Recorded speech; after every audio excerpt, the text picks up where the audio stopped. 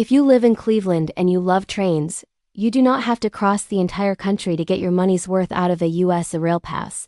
In this episode, I'm going to show you how to turn that pass into 4 separate weekend trips out of Cleveland, plus one bigger 3-night escape to Washington, D.C. without ever getting on a plane. We're talking 4 different vibes: a classic Chicago city break, a reborn Detroit weekend, a short hop nature escape via Toledo, and a Great Lakes waterfront trip to Buffalo. Then a longer 3-night monuments and museums weekend in the nation's capital. All of it built around real people's weekends, not fantasy itineraries where you need 3 weeks of vacation. I'm keen on the rails. Let's build a Cleveland-based rail pass that actually fits your real life. Quick explicable. How this works. So here's the ground rule I use in all of these one hub, one pass episodes. We're assuming you buy an Amtrak US rail pass. That pass gives you 10 segments to use in a 30-day window. A segment is every time you board a train. Get on in Cleveland, ride to Chicago, that's one segment. Come back to Cleveland, that's the second segment. We're also going to treat Cleveland as your 0-segment home base. You don't spend segments just hanging out in Cleveland or using local transit. You only burn a segment when you actually get on an intercity Amtrak train and go somewhere. The plan I'm about to show you uses 8 of those 10 segments on 4 separate 2-night weekend trips. Then I'll give you an optional 3-night upgrade, that longer DC weekend that uses 4 segments, so you can decide if you want to go bigger once or spread those segments out on more medium-sized trips. Weekend 1, Chicago City Break, 2 segments. Let's start with the obvious one, Chicago. Weekend 1 is a classic 2-night city break. You'll go Cleveland to Chicago and back on the Lakeshore Limited or the new Floridian service, about 6 to 7 hours each way. It's long enough to feel like a real train ride, but short enough to be realistic for a weekend. Here's how I'd structure it. Night 1, you leave Cleveland in the afternoon or evening. You ride west across Ohio and Indiana, and you roll into Chicago in time for a late evening arrival. Check into a hotel near the Loop, the River, or Union Station, grab a quick bite, and get some sleep. Day 1 in Chicago is your big sightseeing day. In the morning, do the architecture boat tour on the river. Yes, it's touristy, but if you've never done it, it's absolutely worth it. After that, walk the riverwalk, head toward Millennium Park to see the Bean, and maybe hit one museum: Art Institute, Field Museum, or the Museum of Science and Industry if you're up for a longer ride. In the evening, lean into either food or neighborhoods. Maybe deep dish pizza and a walk around the Loop, or take the L up to a neighborhood like Lincoln Park or Wicker Park, just to see the city beyond downtown. Day 2, you sleep in a little.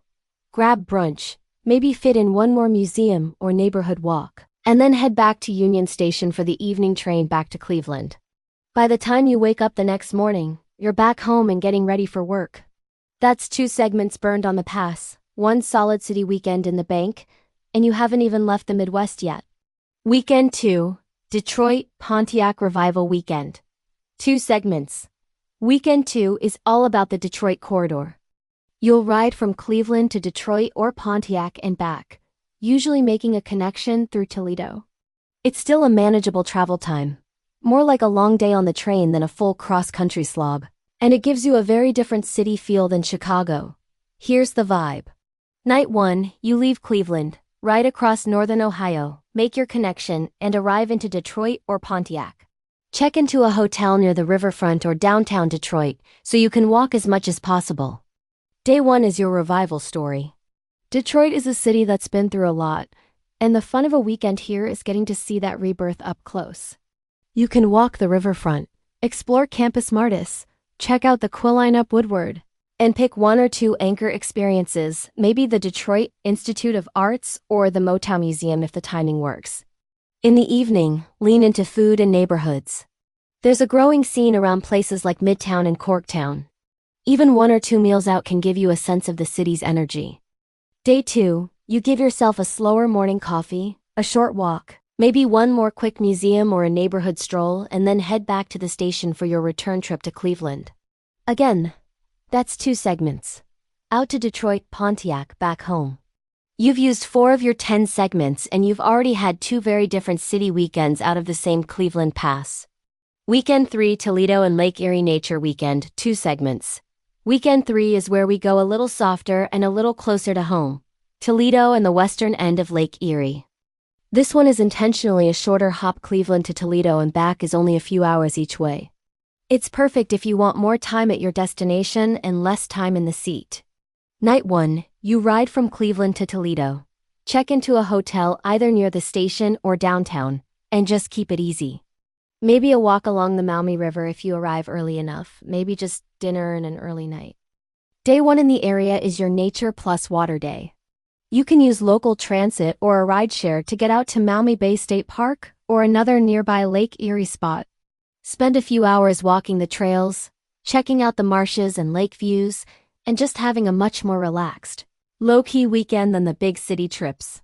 If you're more museum than hiking, the Toledo Museum of Art and the riverfront area can easily fill a day without ever needing to rent a car. Day 2, you've got a leisurely morning coffee. Maybe one more short walk or a museum stop, then you head back to the station for the short train ride home to Cleveland. You've now used 6 of your 10 segments and you've had 3 different vibes: big city, revival city, and a closer to nature, shorter train weekend. Weekend 4, Buffalo and Great Lakes Waterfront, 2 segments. Weekend 4 takes you east instead of west, Buffalo, New York. Cleveland to Buffalo by train is only about 3 to 4 hours each way. It's roughly 175 to 180 miles. And schedules often give you a morning arrival so you can actually use day 1. That makes it perfect for a 2-night Great Lakes getaway. Night 1, you leave Cleveland early, ride along the southern shore of Lake Erie, and arrive into Buffalo by late morning or midday. From the station, you head into the city, ideally staying somewhere that gives you access to the waterfront or a walkable neighborhood. The first afternoon can be all about the water.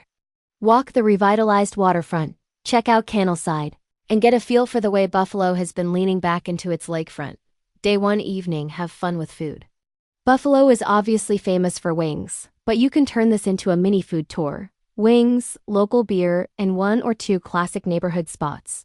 Day 2, you have options. If you want to go big, you can structure the day around Niagara Falls as a day trip bus, tour, or a combination of transit and rideshare. That gives you a classic bucket list site within the same weekend without needing to change your train plans. If you want to keep it local, spend the day exploring Buffalo's neighborhoods and architecture instead. Elmwood Village, Delaware Park, some of the historic buildings and houses, or the Albright Knox Art Museum. Then, on day 3, you head back to the station and take the 3 to 4 hour train back to Cleveland. At this point, you've used 8 of your 10 U.S. Rail Pass segments, 2 each for Chicago, Detroit, Pontiac, Toledo, and Buffalo. You've had 4 very different weekends, and you still have the option to go bigger once. Optional 3-night upgrade, Washington, D.C., 4 segments. Now let's talk about that one bigger trip. If you're willing to burn 4 of your 10 segments at once, you can take this Cleveland-based pass and stretch it all the way to the nation's capital for a 3-night weekend in Washington, D.C. Cleveland to D.C. on current schedules is roughly in that 11 to 16-hour range one way, depending on how the train times line up. It's not a short hop, but it's still much more realistic than trying to squeeze Florida or Charleston into a long weekend from here. Here's how I'd structure it as a 3-night trip. Night 1, you board in Cleveland and ride overnight toward Washington. You get that long-distance train experience. You arrive in D.C., and you still have most of your first full day ahead of you.